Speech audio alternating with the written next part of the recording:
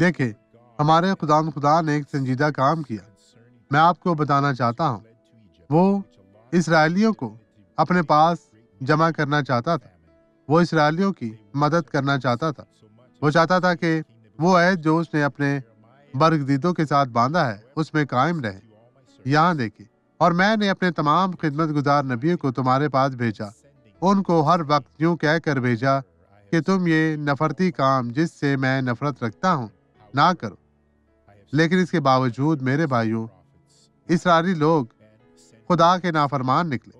انہوں نے ہر بات پر اس کی نفی کی، اور یہاں تک کہ ایک غیر معبود بنا کر اسے سجدہ کرنے لگے کہ یہ ہمیں مصر کی غلامی سے نکال کر لایا ہے۔ میرے بھائیوں، یہ سنجیدہ ہے۔ آئیں دعا کرے۔ باپ، میں ان تمام نافرمان لوگوں کے لیے دعا گو ہوں جو خداوند تجھ سے دور ہے، جو تیری پاک حضوری میں رہنا نہیں چاہتے۔ تو ان کے دلوں کو بدل، انہیں برکت دے، ان کی زندگی میں کام کر۔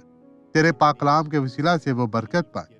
مسیح یسوع کے نام میں بدی اب چھوڑ دے، چلی جا، یسوع کے نام میں آمین۔ خداوند آپ کو برکت دے۔